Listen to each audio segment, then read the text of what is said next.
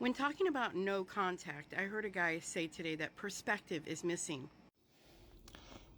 Let's talk about perspective. And the reason I'm putting this under the end silence, you know, dream team is because I think that this really goes there. Okay, so I can't speak for all children. I didn't know that walking away from your parents was an option, honestly. Um, I'm guessing, and you start putting the pieces of your life together. So hopefully, by the time you're at the end of your life, it kind of makes sense, right? We hope. All right, so in my case, it would have been healthier had I gone no contact, at least with my mother. My father wasn't abusive.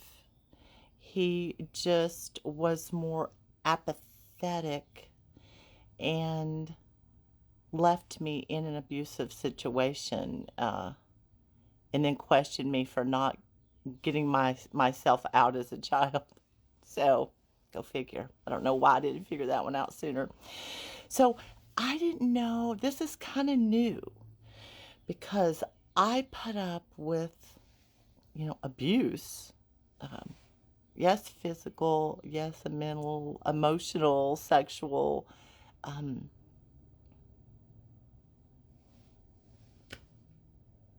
Stood my ground, said what I thought was wrong, but I guess I was trained to need their approval, their love, them. And today's generation, it is different. Again, I don't know if it's TikTok or not. I don't make my decisions based upon any trend. If you know, you know. So, I just, it's just me and God right now. It's working out very well, by the way. But my child, so my situation, no, I don't think it's justified. I don't think it's fair. Yes, I think there was control involved. Yes, I think he's probably un poquito narcissist, just like my mother, just like his own father, who, you know, when we were married, when I was married, and I wanted to get help because I knew my emotions. I just was like, ah. I just had a baby, and didn't have any help. My no stepmother, no mother. I had no one, and I had all these emotions I didn't understand. And at that point, husband number one was in a like top secret clearance kind of thing with the military, and I wanted to go get counseling. I thought there was something wrong. So he told me, sounds like I had a problem, and I should take care of that. And honestly, I absolutely should have. Um, what that did for me at that moment, because I have rage issues when I'm mocked and provoked, is me chasing him around an apartment with an iron skillet. And God didn't let me catch him, because if I'd caught him, he would have been brain dead and I would have been in jail. Would have been simple. Because you don't tell your wife, the person that you say that you love, sounds like you got a problem. Go take care of it. No, no. Now, again, I'm not bitter now. These are stories, okay? So there's no bitterness in this story. There, no animals were harmed in the making of this. All right. But there's so many layers of things that cause, broken relationships and with children.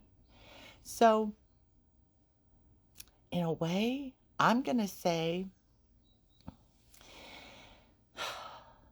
I don't know who's right or wrong, but I made mistakes. You know, I made mistakes in my marriage, my first marriage. I, I met my second husband while I was still married to my first husband. Not how it's supposed to be done. Okay? I did a lot of things wrong. Again, do I make excuses? No. No, I made bad decisions because I, I didn't know I had any value. It was, this husband doesn't love me. I need somebody to love me. Please, somebody love me. I mean,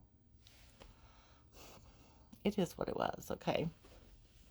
I was very insecure. I'm guessing codependent. I've been labeled at that point, right? Because if I didn't have love, I was nothing. Now, back to the child. All of my brokenness is obviously going to impact my children. Honestly, I think that my first child probably got used to being my world. And he was. He was. And he still, is. I love him, right? I'm proud of him. I'm not proud of the fact that he went down a path more like my mother, and that he looked up to her and thought that, that she was the way. That hurt, right? It hurt to have your own son in on the mocking you at the kitchen table. I kid you not.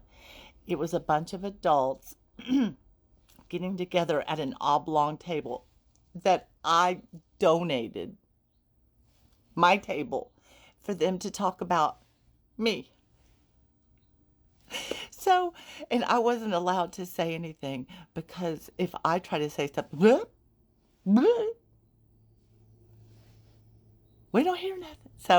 So my own son was part of my torture, and honestly, maybe that's for me, maybe that's why we have estrangement. Maybe he thinks I can't forgive him because I'm not allowing my mother's family back into my life because of the way that they treated me. I mean, like, really, they discarded me. It was not even a treat thing. It was a,